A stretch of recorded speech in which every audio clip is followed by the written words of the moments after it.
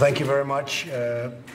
This was set up quite a long time ago, and while this is a very interesting day we have going, this was very important to Sylvester Stallone, my friend for a long time, Sly, and the whole group.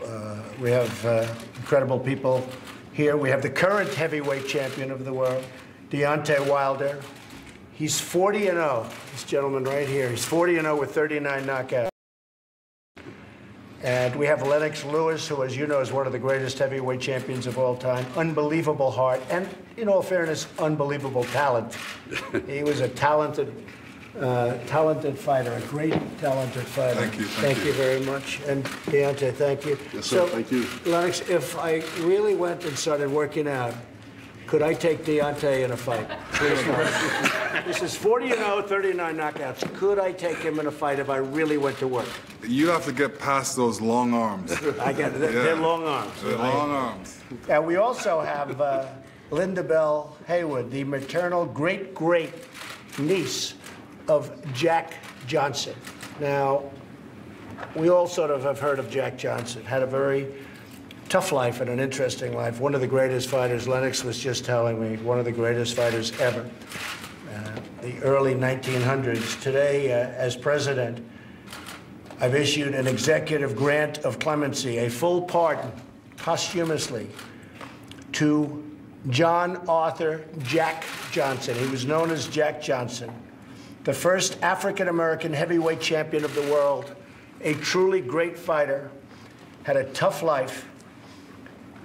They say he violated the Mann Act, and he had a conviction that occurred during a period of tremendous racial tension in the United States more than a century ago. Johnson served 10 months in federal prison for what many view as a racially motivated injustice. He was treated very rough, very tough. Born in 1878 in Galveston, Texas, to former slaves, Johnson overcame difficult circumstances to reach the heights of boxing, one of the greatest that ever lived. And both Deontay and Lennox were telling me, they studied those tapes. I don't know, I think you would have been okay. I don't know, I think Lennox would have been okay too. But truly one of the greatest that ever lived. And he overcame these difficult circumstances to reach the heights of boxing and the boxing world, and inspired generations with his tenacity and a very independent spirit. Congress has supported numerous resolutions calling for Johnson's pardon. Went through Congress numerous times. No president ever signed it, surprisingly.